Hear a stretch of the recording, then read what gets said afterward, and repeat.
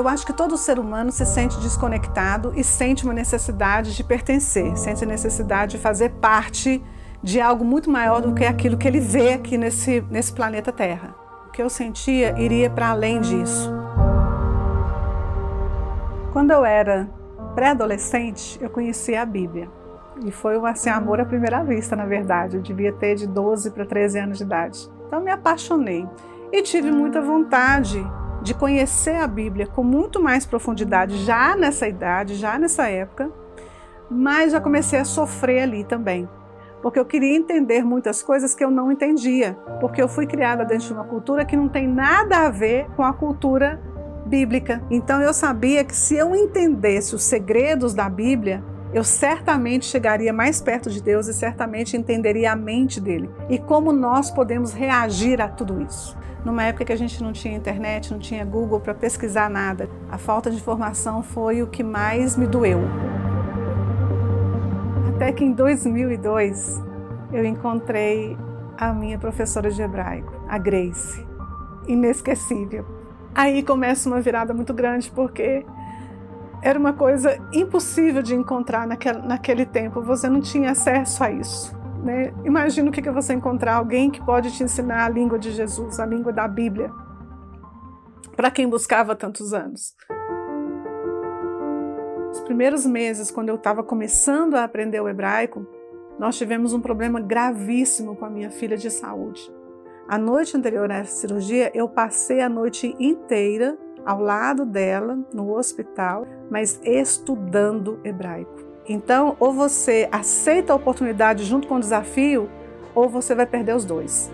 E assim foi, durante todos os dias. Graças a Deus, houve um milagre, e todos os dias de recuperação dela dentro do hospital, foi estudando hebraico, cuidando dela e não abrindo mão dessa ferramenta poderosa que Deus tinha me dado nas minhas mãos. A partir daí, começou algo na minha vida que eu não imaginava. Eu fui para Israel e lá eu comecei a encontrar as verdadeiras fontes que eu tanto buscava além do hebraico. Várias vezes eu fui a Israel para faculdades, para cursos específicos, para aprender especificamente, comprando livros na língua hebraica, livros em inglês e tudo mais. Então são 15 anos, quase 18 anos, agregando conhecimento. Até que chega um ponto que a gente não pode ter esse conhecimento só para a gente. E eu comecei a perceber que as pessoas sentem muitas coisas conforme eu também sentia.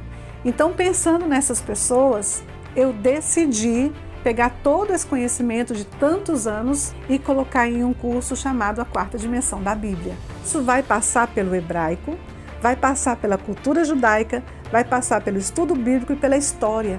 Ele se torna diante de você como se fosse um holograma. Você está vendo, percebendo em todas as dimensões aquele texto que você está lendo. É isso que é a quarta dimensão da Bíblia. O principal diferencial desse curso é que ele é basicamente totalmente construído em Israel com a perspectiva original do local onde a Bíblia foi escrita. Eu passei por muitas transformações a partir do ponto que eu comecei a entender a Bíblia no seu original. É o que eu falo de entender a história por trás da história. Mas também, a outra que é muito show, é entender os códigos pelos quais Deus fala, os segredos que a Bíblia usa para poder atingir o nosso coração e principalmente aquele que quer descobrir as pérolas que Deus tem para ele. Então esse é o maior diferencial. Ele é totalmente aplicável para a vida profissional, para a vida pessoal, para a vida ministerial e para a vida espiritual. Os feedbacks que a gente tem recebido sobre a quarta dimensão da Bíblia têm me surpreendido, porque eu estou vendo no impacto das pessoas o mesmo impacto que aconteceu na minha vida. E isso me confirma que eu fiz a escolha certa, de entregar para as pessoas aquilo que nós aprendemos durante tanto tempo. Para mim significa estar construindo uma geração de pessoas, de ministérios fortes, inabaláveis, totalmente enraizados na palavra verdadeira. Isso é que significa para mim.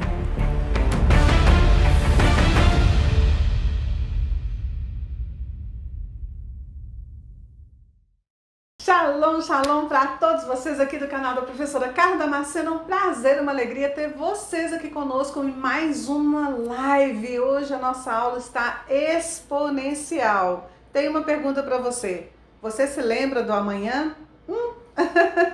Que pergunta estranha, né? Mas olha, tenha certeza que hoje tem míssil até falar chega para você na nossa live. Então, vem chegando, 2 minutinhos assim para você convidar todo mundo, chamar as pessoas, né? Os grupos, grupo de WhatsApp, grupo de família, todo mundo, os amigos, chama para nossa live porque hoje tem muita coisa boa e poderosa para transformar a sua vida e de aprendizado bíblico, tá? Texto que você já leu várias vezes, você vai ver, uau, meu Deus, ninguém nunca me falou sobre isso, então o dia é hoje, tá? Se você é a primeira vez que está aqui com a gente, seja super bem-vindo, Deus te abençoe, fale seu nome, de onde você é e já coloca aí, ó, pra mim, ó, hashtag juntinhos até o fim. Essa é sempre a nossa hashtag aqui, da nossa live, da nossa aula, porque a gente fica juntinho até o final, eu e você. Então, super bem-vindo, você que é a primeira vez, fale de onde você é. Se você já é a segunda vez, então você já é de casa, né? Mas você também é super bem-vindo, segunda vez, terceira vez, 10ª vez. Tem gente aqui que tá com a gente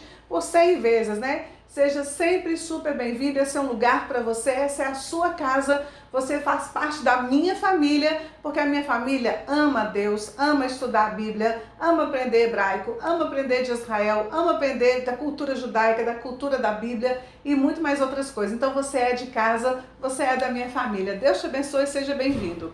Gente, já deu tempo para você chamar o pessoal. Duas coisas que eu quero falar para você antes da gente começar no nosso texto aqui agora. Primeiro, uma notícia assim, que eu estou louca para poder dar já há muito tempo, mas eu vou conseguir dar essa notícia hoje. Sabe que notícia é? Vai ser o lançamento do meu livro digital. Olha que top, gente! O nome dele é Hebraico, o poder das palavras nas suas mãos. Você não tem ideia de como que esse livro está maravilhoso, com palavras hebraicas, explicação sobre o poder do hebraico. Quem está aqui comigo já há muito tempo sabe que o hebraico é uma língua extremamente poderosa, altamente poderosa, uma língua que constrói, uma língua que traz as coisas à realidade. Então você vai ter, nesse livro digital, você vai ter o poder das palavras hebraicas na sua mão, tá?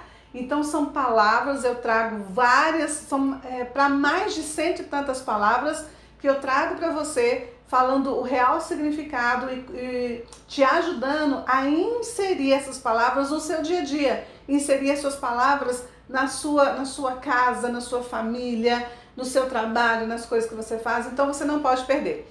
Que dia vai ser o lançamento desse nosso livro digital? Vai ser no dia 8 de setembro. Dia 8 de setembro vai ser o lançamento do nosso livro digital. Você não pode perder. Vai ter que se inscrever, a gente vai avisar em todas as mídias, aqui no YouTube mais vezes, no nosso Instagram, no Facebook, vai ter um linkzinho para você se inscrever, para participar, tá? E todo mundo que participar ao vivo vai receber um valor promocional, tá? Mas esse valor promocional vai ser só para quem tiver ao vivo com a gente. Se não tiver ao vivo, já não vai ter mais, tá? Então você não pode perder, daqui a pouco você vai lá no nosso Instagram, vai estar lá o anúncio para você se inscrever, participar, a inscrição é gratuita, o lançamento é gratuito, né? Mas todo mundo que participar vai receber um desconto maravilhoso em relação a esse livro digital que vai ser maravilhoso, mas só para quem estiver ao vivo com a gente, tá? Então, bora lá? Essa é a primeira coisa que eu queria avisar. E a segunda coisa que eu quero avisar para todo mundo é que a nossa live que você está vendo aqui hoje, ela é gravada. Isso mesmo. Hoje a nossa live ela está como estreia, mas ela não é ao vivo. Ainda assim você pode digitar, você pode comentar aqui no chat, porque eu gravei essa live terça-feira passada, porque eu peguei uma semana de férias. Então eu estou de férias, mas na hora da live eu vou estar com vocês assistindo para comentar junto com vocês, tá bom? Então ela é gravada só para você saber que ela não está sendo feita ao vivo hoje não. Excepcionalmente hoje não, tá bom? Então vamos lá, Bora ler o nosso texto que está no Salmo 137. Carlos, você vai falar do Salmo hoje? Vamos falar de Salmo hoje, e é o Salmo 137. Vamos lá, ler o que tem para nós aqui, o que Deus tem para nós aqui. Salmo 137 diz o seguinte: junto aos rios da Babilônia, nos assentamos e choramos, nos lembrando de Sião. Nos salgueiros que há no meio dela, nós penduramos as nossas harpas. Porque aqueles que nos levaram cativos nos pediam uma canção, e os que nos destruíram, que os alegrássemos, dizendo: cante para nós cânticos de Sião. Mas como entoaremos o cântico do Senhor em uma terra estranha? Se eu me esquecer de ti, ó Jerusalém, esqueça-se a minha destra da sua destreza. Apegue-se minha língua ao paladar, e se não me lembrar de ti, se não preferir Jerusalém a minha maior alegria. Lembra-te, Senhor, dos filhos de Edom no dia de Jerusalém, porque diziam: arrasaia, arrasaia, até os seus alicerces. Ah, filha de Babilônia, que vai ser assolada, feliz aquele que te retribuir consoante nos fizeste a nós. Feliz aquele que pegar em teus filhos e lhe der com eles nas pedras. Queridos, esse texto é um texto de lamento, é um texto muito forte, extremamente forte, que relata a sensação do povo de Israel quando foi cativo para a Babilônia. Mas antes da gente começar a destrinchar, a quebrar isso aqui com todos os segredos e códigos que ele tem, eu quero fazer novamente a pergunta que eu fiz para você. Você se lembra do seu amanhã? Você se lembra do seu amanhã? É uma pergunta que parece até um pouco estranha, porque como que eu vou lembrar de algo que ainda não aconteceu? O amanhã, ele ainda vai acontecer, né? Então, como eu vou me lembrar de algo que ainda não aconteceu? Mas eu quero dizer para você aqui agora que é possível sim lembrar-se de algo que ainda não aconteceu. É muito possível. E eu vou te ensinar hoje como você se lembrar do amanhã, tá? E esse texto vai nos ajudar de uma forma extraordinária que você não sabe, você não tem ideia, tá? Então, bora lá. Quando isso aqui foi escrito, foi escrito pelo povo judeu, quando eles estavam cativos, prisioneiros. Estar cativo significa estar prisioneiro. Quando eles estavam prisioneiros lá na Babilônia.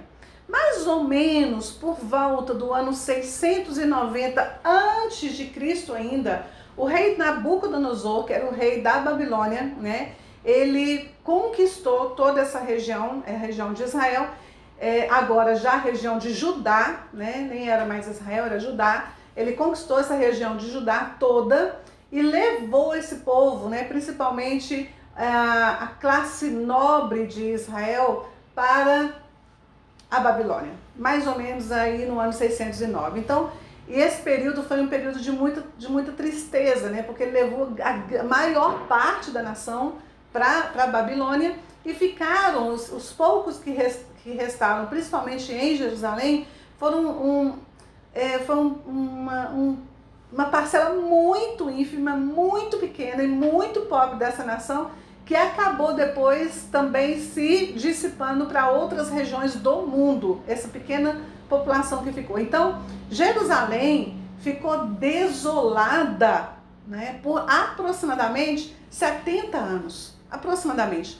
E esse período, de 70 anos aí, em que o povo ficou cativo na Babilônia, ficou marcado por 3 profetas importantes, que é o profeta Jeremias, o profeta Ezequiel e o profeta Daniel.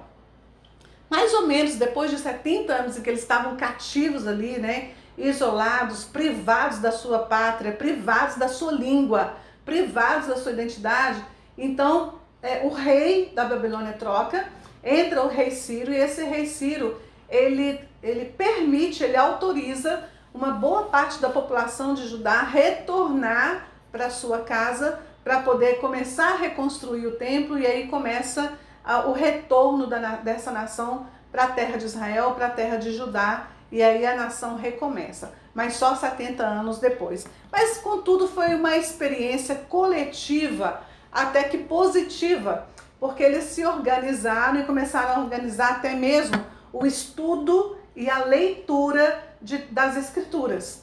Então, lá na Babilônia, como eles não podiam ficar, eles não tinham mais a liberdade que tinham dentro de Judá, dentro da terra ali de Israel, lá eles começaram a entender o valor das escrituras. Engraçado, né?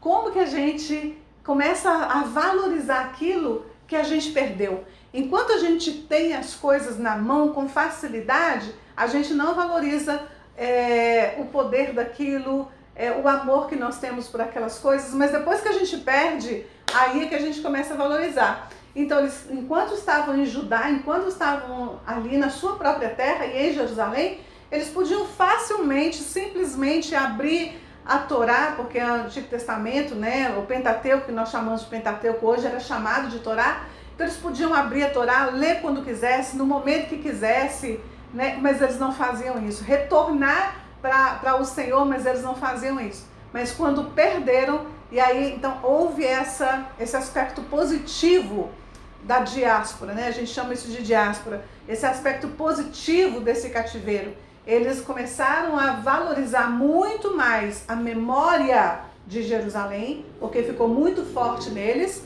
E Jerusalém para a nação nessa época significava para eles o seu centro de relacionamento com Deus, o seu foco, o seu ponto central de relacionamento com Deus. Então era um ponto forte para eles. Jerusalém sempre foi marcado na história do povo de Israel como um local sagrado e forte em que Deus habita ali naquele lugar e tudo mais, principalmente depois, né, da construção do templo e a consagração desse templo por Salomão, e Deus ainda responde a Salomão, né, no sonho dele, que o nome do Senhor estaria presente naquele lugar assim, eternamente, para sempre. Então Jerusalém se torna, de fato, a representatividade da morada do Eterno, da morada de Deus no meio do seu povo. Então, quando esse povo está cativo ali em Babilônia, essa memória de Jerusalém, ela começa a ficar ainda mais forte. E eles começam a valorizar isso muito ali, né? Só que outras coisas também começam a acontecer com esse povo.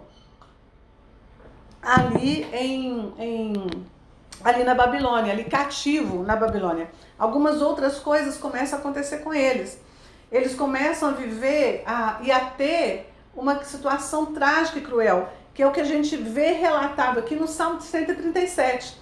A imagem que a gente vê no Salmo 137 é uma imagem muito trágica, é uma imagem até cruel. Por que é uma imagem trágica e chega a ser cruel? Quando você vai ler nesse Salmo, você vai percebendo, né? Ele traz uma narrativa tão forte do sentimento que está intrínseco dentro desse povo que está ali cativo na Babilônia. Você vê uma saudade, assim, doída no coração deles. Você vê uma memória de Jerusalém tão forte, mas tão forte, que eles chegam a desejar, né, que eles perdessem toda a sua destreza se eles se esquecessem de Jerusalém. Então é uma memória muito forte de Jerusalém. Você vê um choro doído, você vê uma dor de separação muito terrível, né, da sua pátria, da sua própria região. Você vê aqui também nesse salmo, você percebe que eles eram podados, eles foram podados quando você vê os textos, né, do cativeiro do povo, você vê o salmo, você percebe que eles foram muito podados até de quem eles eram.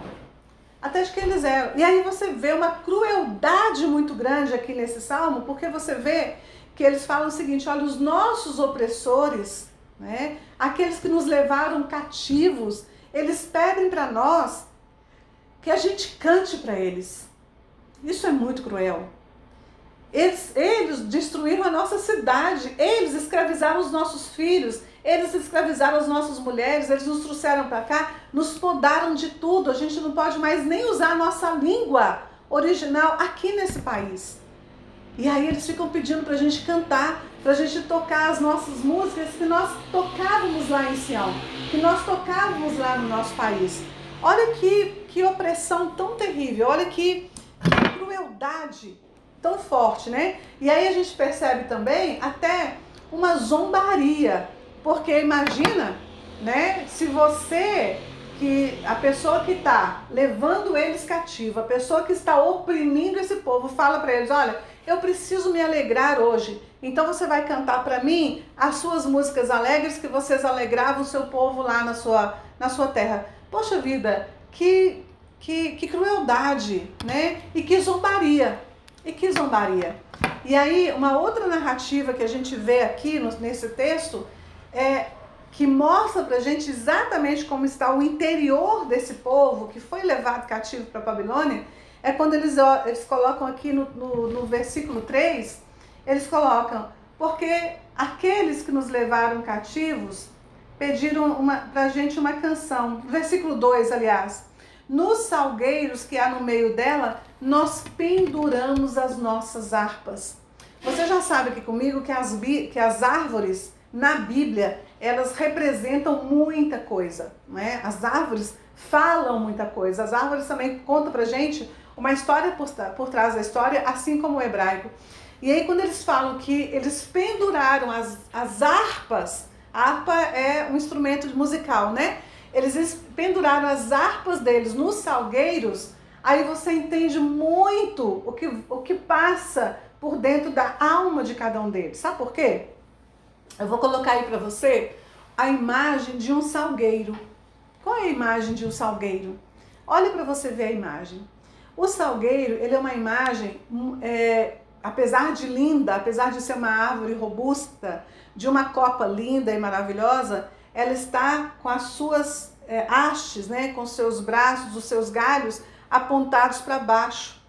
Então, ela é uma árvore diferente de todas as outras, porque todas as árvores elas estão com os seus galhos apontados para os céus, numa sensação, né, trazendo para nós uma sensação de subida, de elevação, de entrega aos céus, né, de alegria também. Mas o salgueiro não. O salgueiro está com seus galhos apontados para baixo. Até aqui no Brasil tem um tipo de salgueiro que é chamado salgueiro chorão, e que é a maior referência de salgueiro, não só no Brasil, mas no mundo, é esse salgueiro chorão, porque a sensação dele é que ele está se esvaindo em lágrimas, e as suas lágrimas estão todas sendo caídas e jogadas pela terra.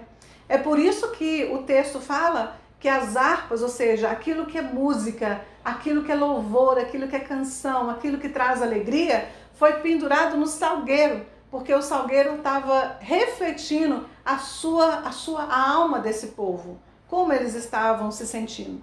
E por que eles estavam se sentindo assim? Porque as piores notícias que eles poderiam receber na vida, eles já tinham tido, né? Eles já estavam cativos, já eram prisioneiros, já eram escravos, perderam sua liberdade, perderam a sua terra, né? Estavam sofrendo crueldade, estavam sofrendo zombaria, eles estavam sofrendo tudo. Eles estavam sofrendo tudo. Então, tudo de ruim que poderia ter acontecido com esse povo ali aconteceu. E além de ter sofrido todas essas coisas, eles tinham perdido a sua referência principal de Deus. Porque na nação de Israel, né, para a nação de Israel, estar em Jerusalém, estar de frente para o templo de Jerusalém, levando os seus sacrifícios ali no templo, era o ponto ápice de relacionamento com Deus de todo judeu daquela época. De todo judeu daquela época. Então eles estavam se sentindo até mesmo órfãos, porque eles têm Deus como o Pai, né? Aquele que cuida, aquele que protege, aquele que provê, aquele que resolve todas as coisas para eles. Então eles se sentiam até mesmo órfãos ali naquela terra, mas também sem a conexão que eles tinham em relação a Deus. Sem a conexão que eles tinham em relação a Deus. Então, queridos, eu quero trazer para vocês uma palavra que diz o seguinte, que nos leva à seguinte reflexão.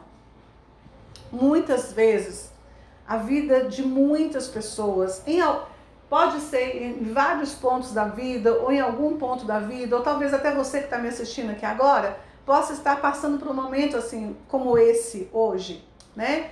Um momento em que a nossa vida, ela vira totalmente de ponta cabeça.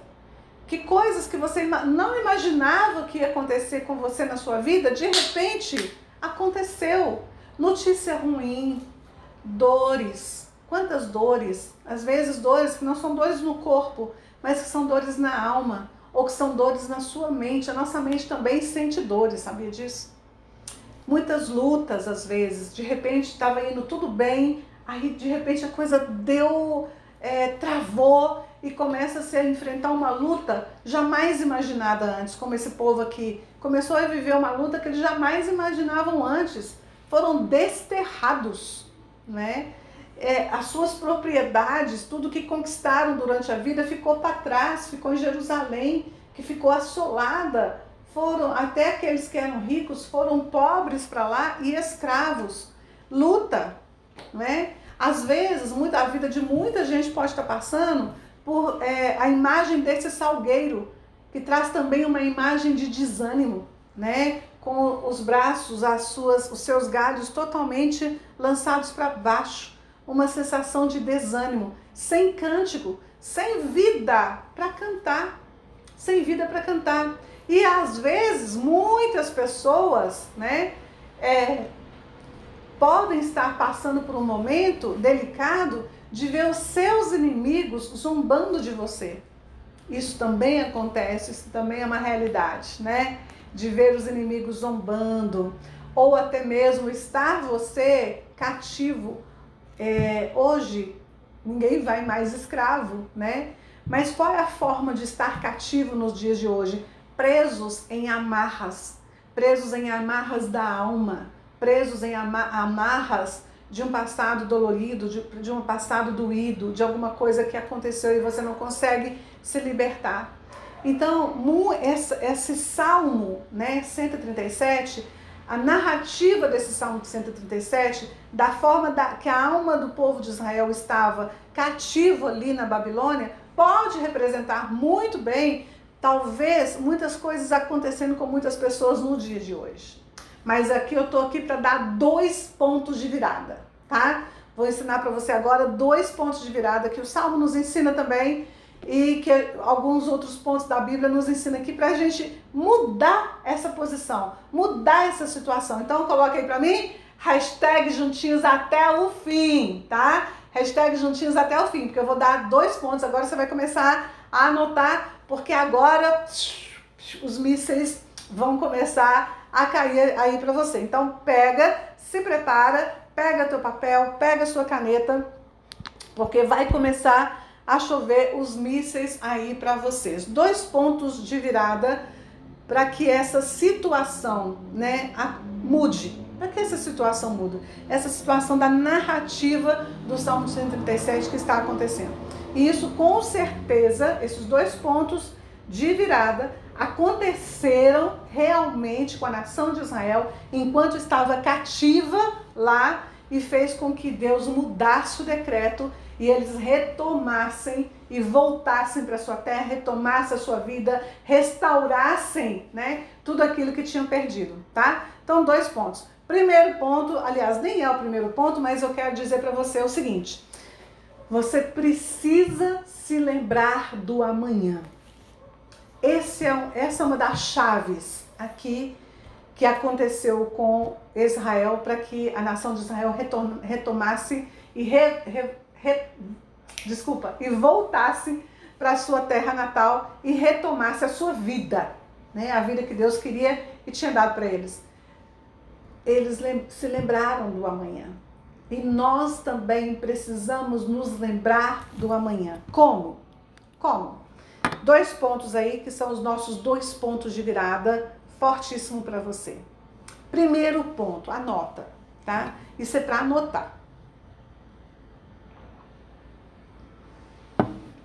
Primeiro ponto você vai anotar. Gente, ser levado cativo para a Babilônia, e a Babilônia de qualquer um de nós pode representar qualquer coisa, não é verdade? Essa Babilônia pode representar para qualquer um de nós um desafio, né? Uma luta, uma humilhação, não sei, né? Essa Babilônia que ela pode representar muitas coisas. Eu não sei o que cada um está vivendo, mas ela pode representar muitas coisas. Mas eu vou dizer uma coisa para você. Ser levado cativo para a Babilônia não faz de você, não faz de mim um babilônio. Não faz de nós alguém natural daquela região, natural daquela cidade, natural daquela situação. Ou seja, você pode estar naquela situação, mas aquela situação não pertence a você, ou você não pertence àquela situação. Ela aconteceu por um momento, ela aconteceu para nos ensinar algo, ela aconteceu por uma história que está relacionada conosco, mas nós não pertencemos ali.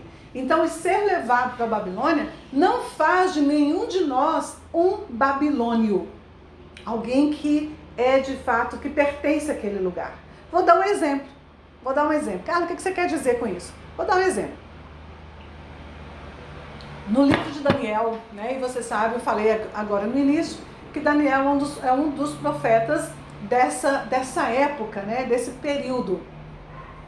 E no livro de Daniel relata que o rei Nabucodonosor, ele pediu para separar os melhores moços, os melhores rapazes da nação de Israel que tinham subido para o cativeiro, que tinham sido tomados como escravos. E aí, né, vai alguém lá, um gerente lá do rei, né, o supervisor do rei, e escolhe do meio desses escravos os melhores, aqueles que tinham melhor aparência, aqueles que tinham melhor dinâmica, né, melhor oratória, melhor estudo, melhor tudo. Então ele escolhe 4 rapazes. Ele escolhe Daniel, ele escolhe Ananias, ele escolhe Misael e ele escolhe Azarias.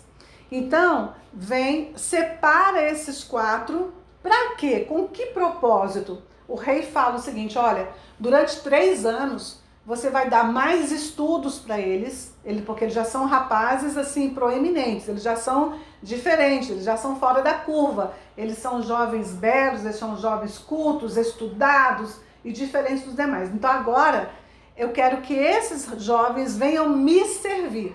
Mas antes deles virem me servir aqui na Babilônia, você vai dar para eles ainda mais estudo. Você vai mudar a roupa deles, você vai mudar o corte de cabelo deles, é claro, porque a roupa da Babilônia era diferente da roupa de Judá. O corte de cabelo do pessoal da Babilônia era totalmente diferente do corte de cabelo de Judá, né? E você, além de mudar a roupa, mudar o corte de cabelo, dar outros estudos para eles, vão estudar sobre outras coisas, você também vai trocar o nome deles.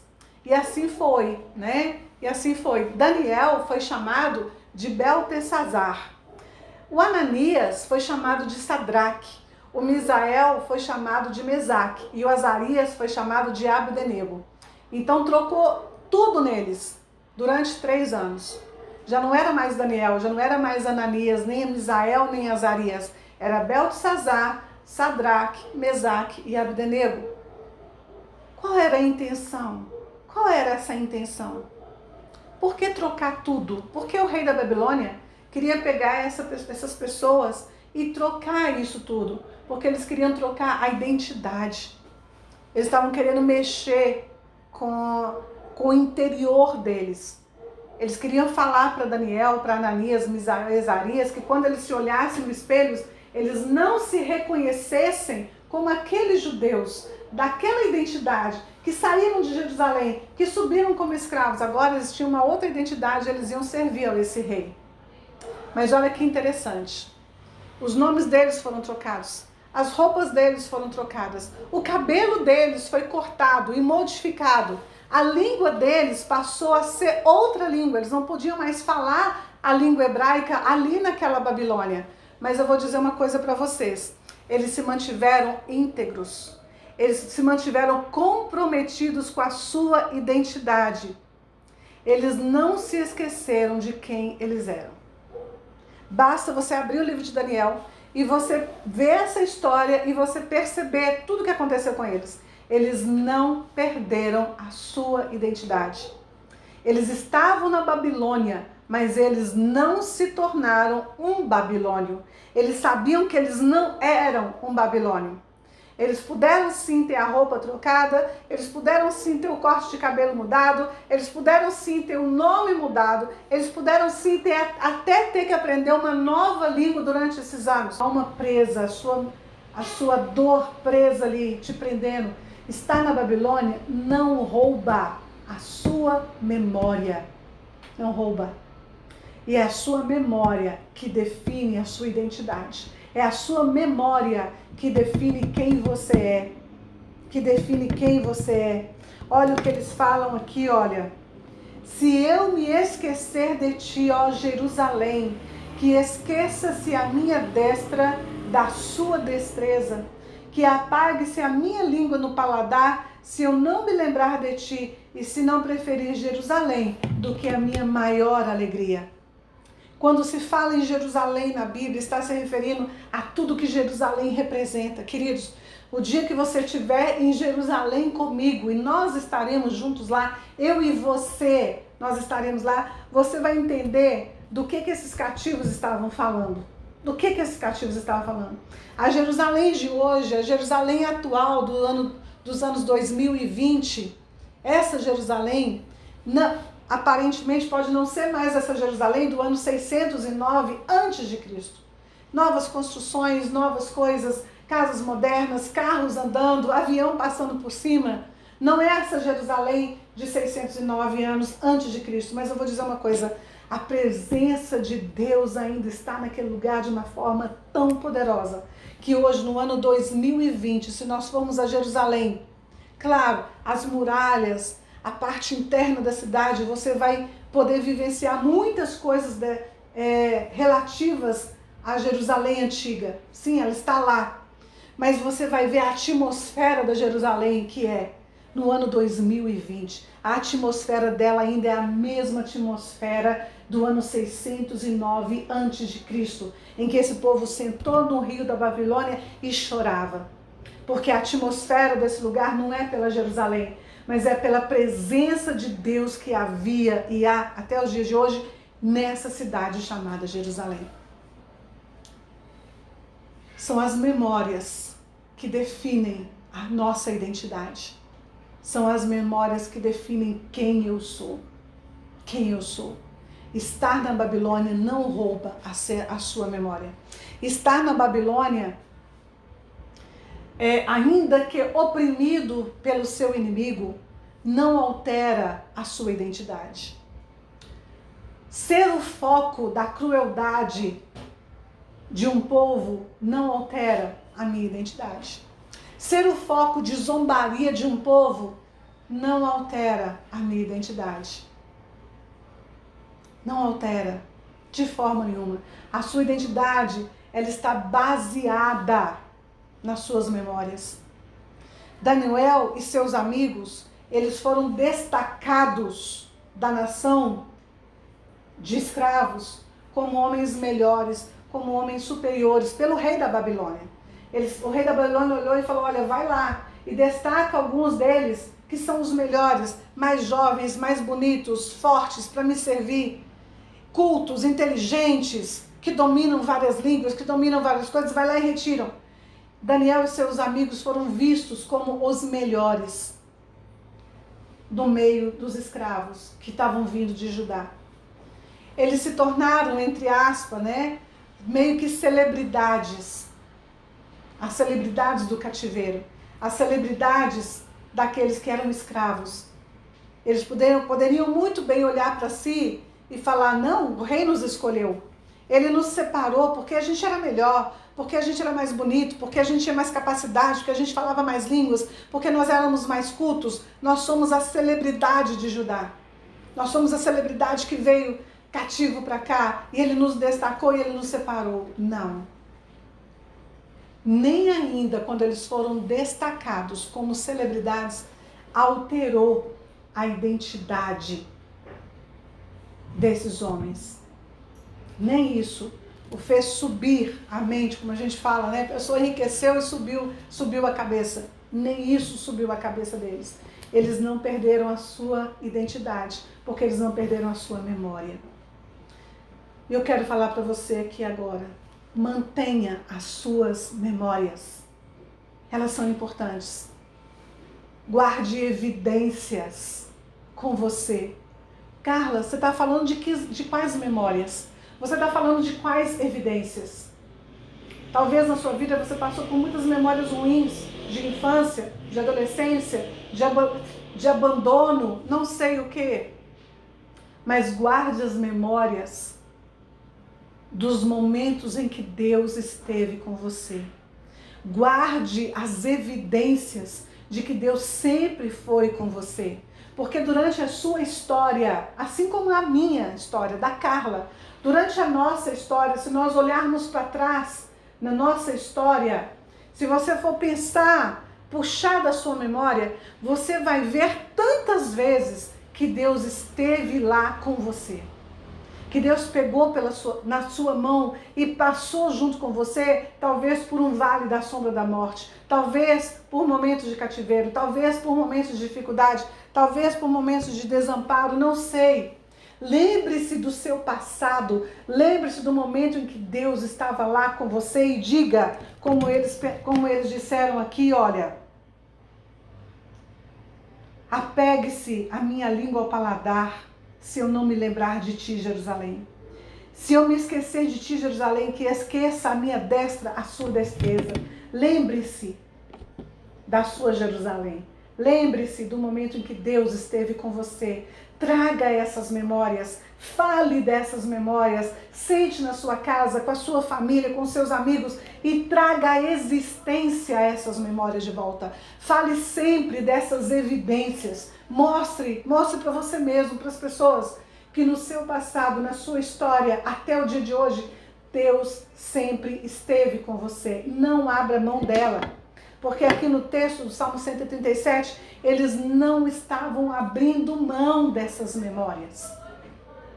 Eles não estavam abrindo mão de forma nenhuma dessas memórias. Essas memórias estavam vivas com eles e eles carregavam com eles, a ponto de desistirem de habilidades naturais a um homem, se porventura eles se esquecessem das evidências que eles tinham passado do Deus de Israel junto com eles.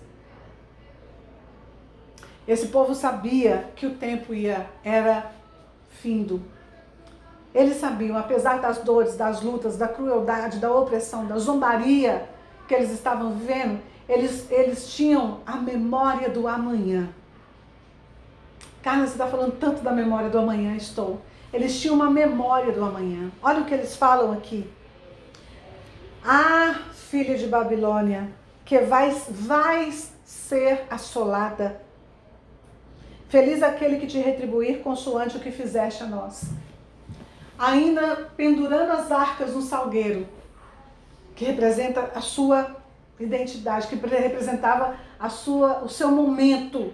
Aquele salgueiro representava o momento que eles estavam vivendo, mas eles sabiam, ai, filha de Babilônia, vais ser assolada.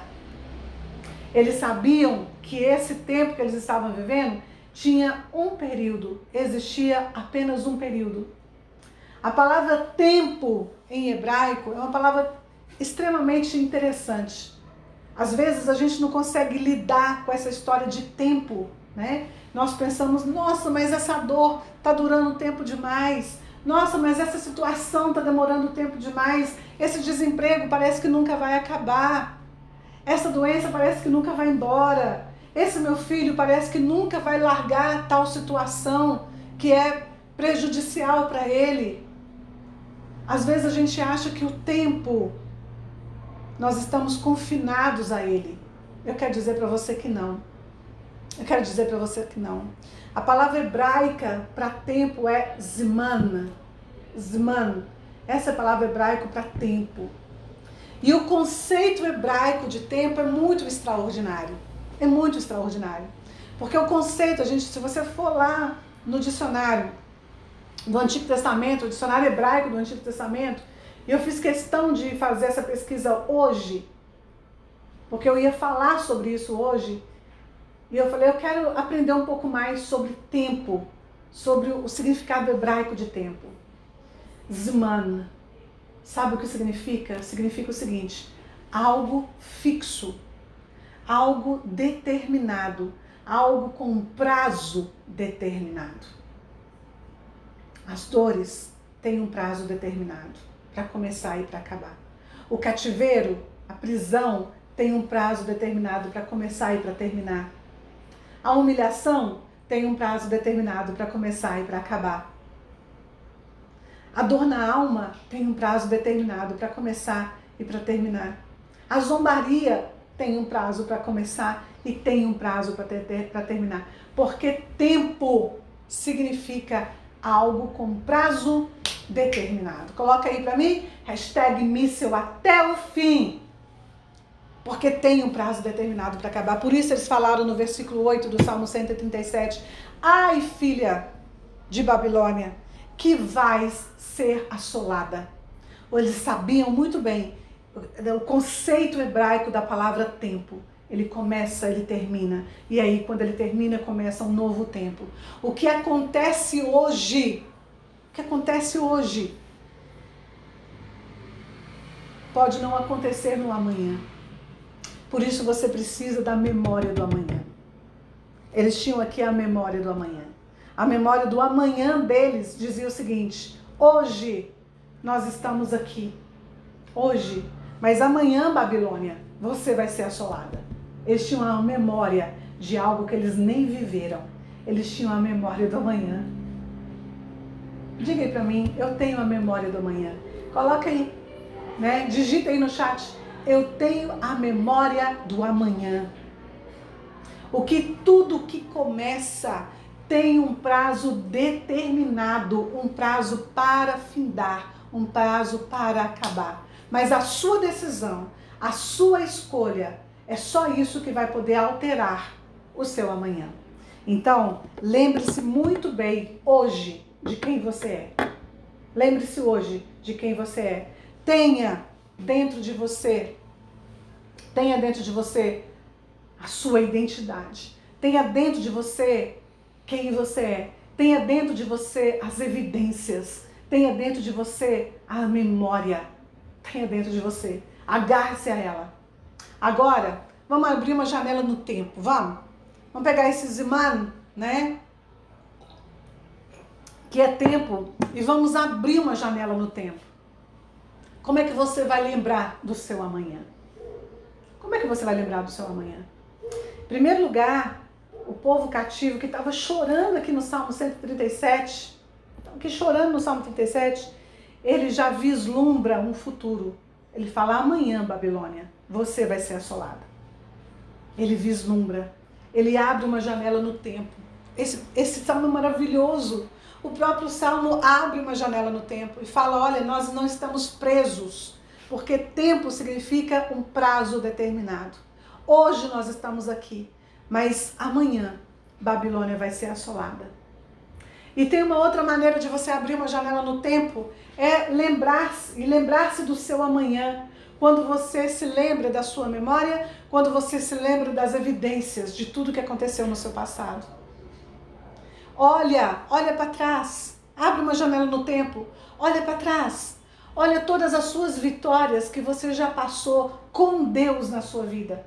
Olha todas as vezes que Deus agiu em seu favor. Olha todas as vezes que você falou: eu já estou perdido, nada vai mudar, nada vai acontecer, eu já estou condenado. Olha para trás e veja que na hora certa, não é no último minuto, do último segundo, do último tempo, não, mas foi na hora certa, no tempo certo, Deus agiu por você lá atrás. Quantas vezes na sua história, na sua vida, você passou por ofensas, humilhações, incertezas, inseguranças. Mas olha, na hora certa, Deus esteve lá com você e você venceu. Quando você abre uma janela no tempo e você olha para o seu passado, então você tem uma lembrança do amanhã. É de chorar isso, né? É de se arrepiar. Eu estou arrepiada. Abra uma janela no tempo. Olhe para o seu passado.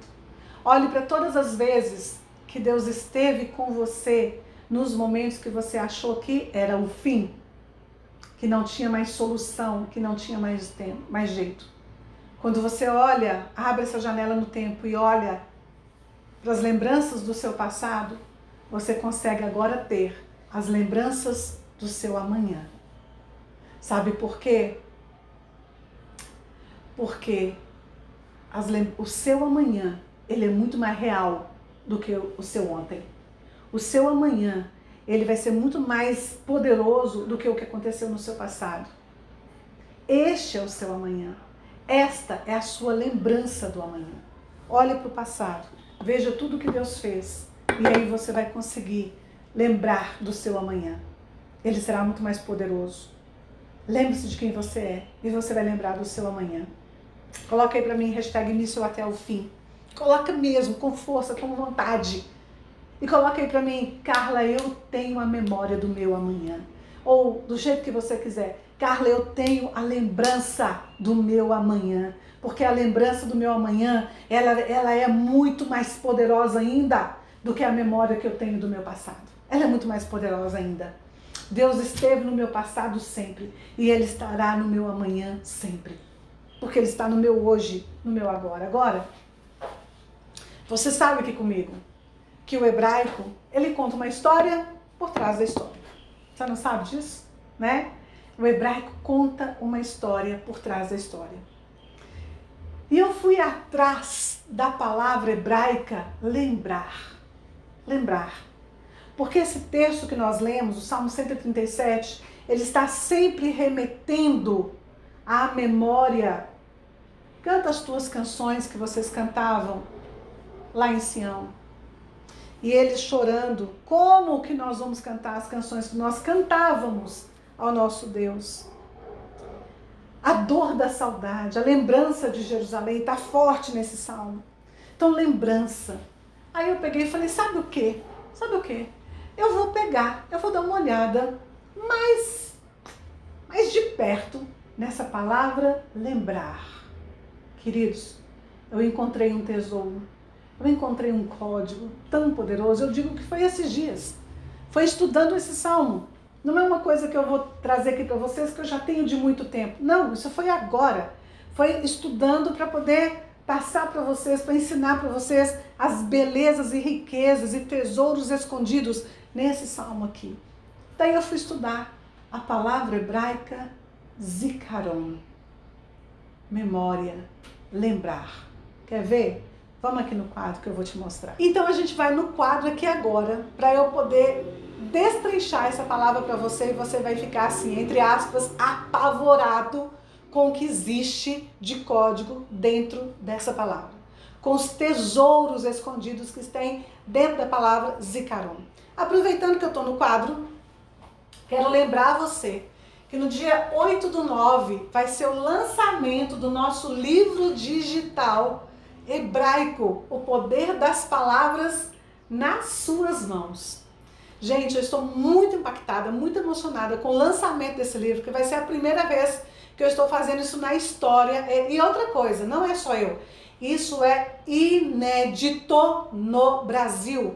Não existe um livro digital como esse que eu escrevi, que eu fiz exclusivamente para vocês. Você vai ter mais de 100 palavras com os códigos dela, o poder delas, a explicação dela, para que você possa assimilar essas palavras e trazer para a sua vida. Você sabe que o hebraico, ele constrói, né? O hebraico, ele tem uma história por trás da história, mas ele tem um poder natural entregue por Deus para essas palavras, essas letras, essa língua. E o hebraico tem o poder de construir. Então, esse livro digital é um sonho que está sendo realizado, é inédito no Brasil, vai ser lançado no dia 8/9, né, 8 de setembro, aqui no YouTube, mas vai ter que ter cadastro para se inscrever, né? Né, Carlinha? Carlinha está aqui comigo. Tem que se cadastrar para se inscrever. Como que você vai cadastrar? Nós vamos liberar o link de cadastro lá no meu Instagram, tá? No meu Facebook e aqui no YouTube também vai ter um link aqui para você na descrição para você se cadastrar. Porque o lançamento é fechado, ele é gratuito, vai ser gratuito. Contudo, ele é fechado só para quem se inscrever nesse lançamento, tá? Só para quem se inscrever. E quem se inscrever e estiver presente durante o lançamento do livro digital, vai poder adquirir o livro por um valor promocional. Mas vai ser só para quem estiver presente ali na hora da live. Por isso é que tem que se inscrever, por isso é que tem cadastro, porque o valor depois vai ser outro completamente diferente. Então só quem estiver lá na hora da live, no dia 8/9, tá? É que vai participar dessa promoção que a gente vai fazer, tá? E o valor vai ser exponencial, maravilhoso, diferenciado para quem participar do lançamento. Você não vai perder, vai? Conta comigo. Vai não. Então vamos lá. É a palavra lembrar em hebraico, tá? Lembrar. Vou colocar aqui, ó. Lembrar. Essa palavra serve para lembrar, mas ela também serve para memória. Porque as palavras em hebraico, elas têm ligações umas com as outras, tá? Então ela tanto serve para lembrar, quanto serve para memória, por causa da ligação que elas têm uma com a outra, tá? Qual que é a palavra? A palavra é zikaron.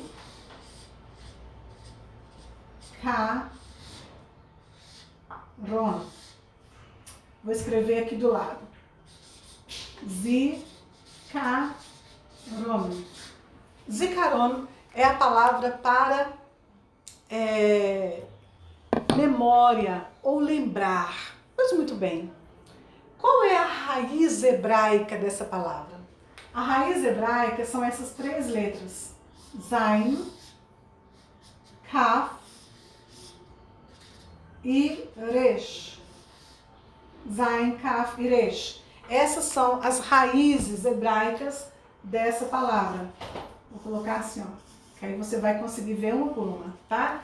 Zain, Kaf e Resh. Essas são as 3 letras que compõem a raiz, que a gente chama em hebraico de shoresh, a raiz da letra, ou seja, a raiz etimológica da palavra zikaron. Agora, olha só que interessante. Olha só que interessante.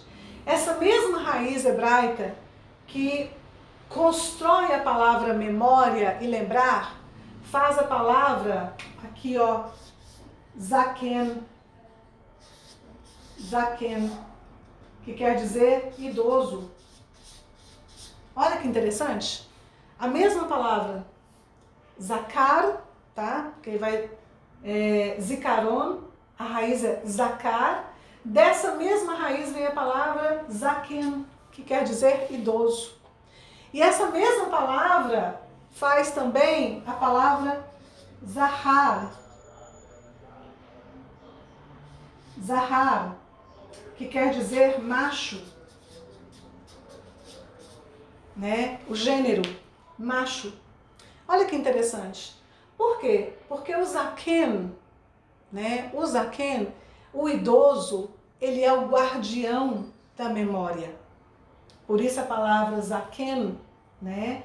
Tem a raiz em zakar, que é lembrar, que é memória, tá? Porque o idoso é o guardião da memória. E por que macho? Também vem dessa mesma raiz etimológica, porque no mundo, né, no mundo natural, é o macho, seja no mundo animal, ou seja no mundo humano, né, o gênero macho, masculino, ele que leva a memória através da semente, através do esperma. Então no mundo judaico, né, era o esperma que era o responsável por levar a semente, levar a memória. Essa é a ideia, tá? Essa é a ideia. Então essas 2 palavras lindas, idoso e macho, vêm da palavra lembrar, vêm da palavra memória. Agora olha que interessante, olha que coisa linda. Em vários salmos na Bíblia, vários, centenas de salmos, e não só nos salmos, mas essa palavra lembrar, ela aparece nas escrituras centenas de vezes, essa palavra lembrar. Nos salmos, centenas de vezes também, nos próprios salmos, os salmistas pediam a Deus para se lembrar deles, se lembrar de ajudá-los nas situações, se lembrar de socorrê-los, se lembrar de protegê-los, se lembrar de dar chuva. Gente, centenas e centenas de vezes, não só salmistas, mas vários textos bíblicos, autores pediam a Deus para se lembrar. Agora, olha que show. Você vai ficar impactado. Você vai ficar impactado com o que eu vou te dizer aqui agora. Tantas vezes os autores da Bíblia pediram a Deus para se lembrar deles, ou das situações, ou das coisas, que um dia Deus se lembrou. Várias vezes Deus se lembrou. Mas existe um dia especial que eu quero destacar aqui para você. Um dia que aparece um homem chamado Zacarias. Vou escrever o nome aqui.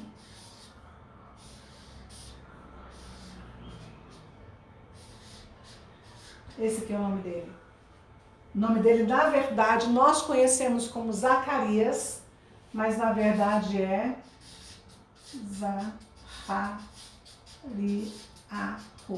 Zacariahu ou Zacariahu. Esse é o nome real de Zacarias. E olha que interessante. Zacarias, tiveram vários Zacarias na Bíblia, mas esse você vai se lembrar. Porque esse Zacarias começa uma história muito interessante através desse Zacarias aqui. Zacarias foi o pai de João Batista. Vem o anjo do Senhor, quando Zacarias, ele era sacerdote no templo, do turno de Abias. E aí Zacarias estava no templo uma certa vez, cuidando do seu turno. Quando o anjo do Senhor aparece para ele, ele estava dentro do templo e fala que ele teria um filho. E que o filho dele se chamaria João. E que esse João iria ser o precursor de algo muito importante que aconteceria na história da humanidade. E nós sabemos que João foi o precursor de Jesus, que abriu os caminhos para o arrependimento e para tantas coisas e levou o povo até Jesus. Deus se lembrou de tantas vezes que os homens pediam a Deus para lembre-se de nós. E enviou um homem chamado Zacarias. Sabe o que significa Zacarias? Olha aqui as raízes hebraicas. Zain, Zain, Kaf, Kaf, Resh, Resh. A mesma raiz de lembrar, de memória. Só que Zacarias significa lembrar. Aqui dá, Carlinha? Estou muito lá embaixo, né? Não pode. E aqui nós temos, vou até marcar para você aqui, ó. Dentro do nome dele, Yud, Rei, Vav. Isso aqui representa uma coisa muito importante dentro do hebraico. Isso aqui é o tetragrama do nome de Deus. Parte do tetragrama do nome de Deus. Zacariahu, que nós conhecemos como Zacarias, significa Deus se lembra. Deus se lembra.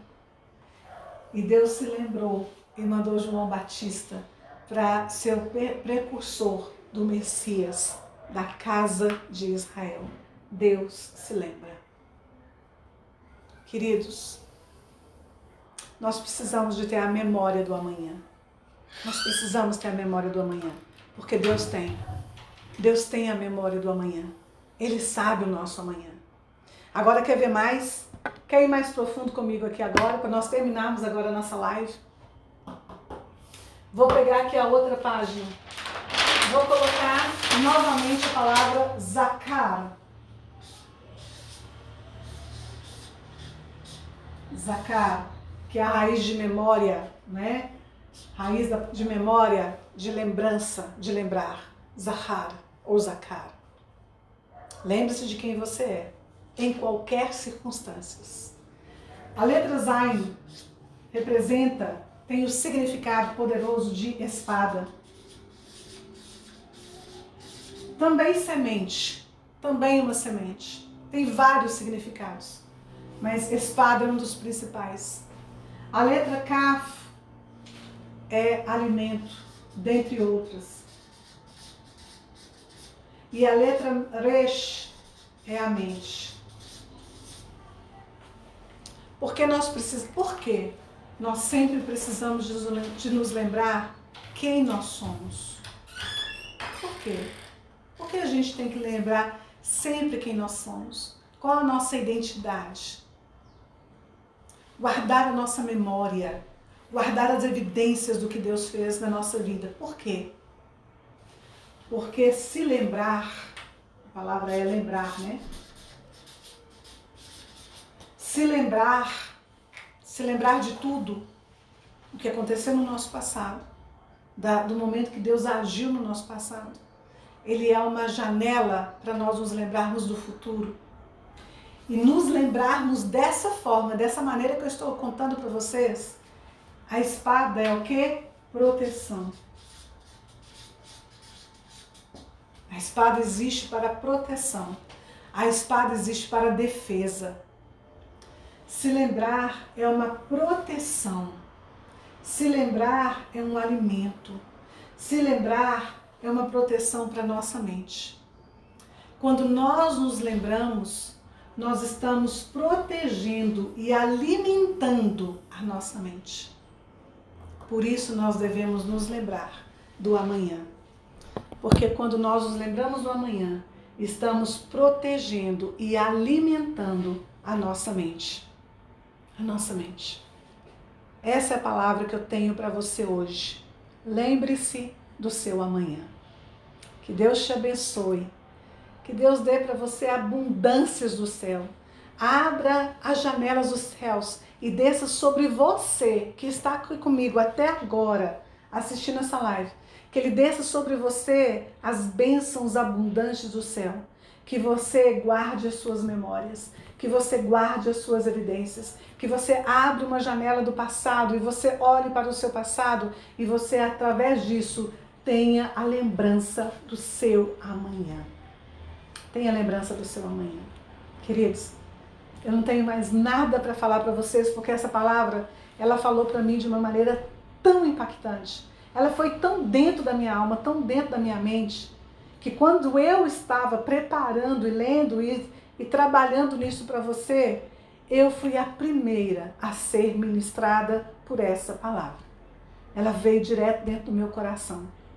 Ela transformou a minha maneira de entender sobre as lembranças e principalmente sobre o lembrar do meu amanhã.